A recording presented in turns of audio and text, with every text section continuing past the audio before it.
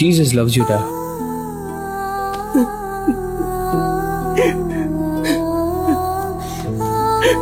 இல்லடா கெனடி, ஜீசஸ்க்கு என்ன பிடிக்காது. நான் பாவி. இல்ல, இயேசு உன்னை நேசிக்கிறார். Jesus loves you.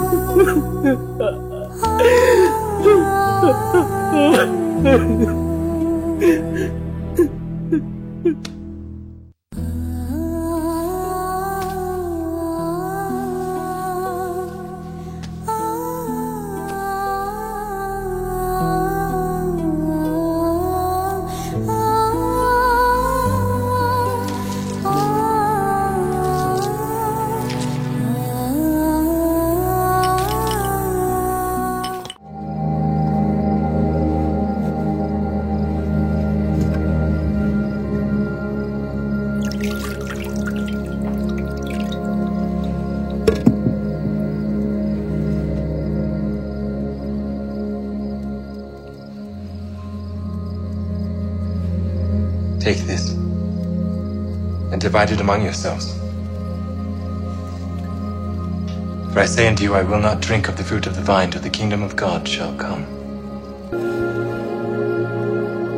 This is my body, which is given for you. This do in remembrance of me.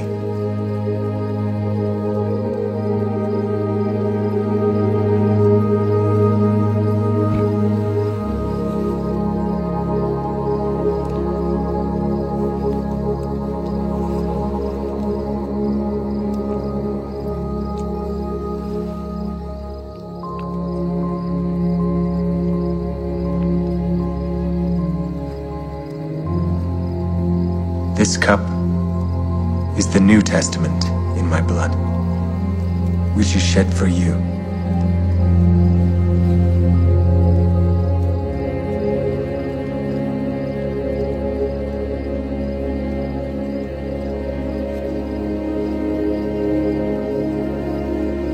Little children, yet a little while I am with you. A new commandment I give unto you, that ye love one another as I have loved you, that ye also love one another. By this shall all men know that ye are my disciples, if ye have love one to another.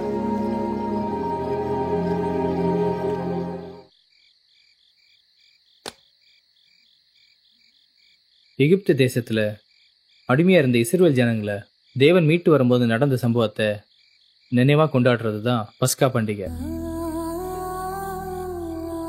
அப்போ ஆண்டவர் எகிப்து தேசத்துல மிருகம் முதல் மனுஷன் வரைக்கும் உள்ள தலைச்சம் பிள்ளைங்களை சங்கரிச்சாரு.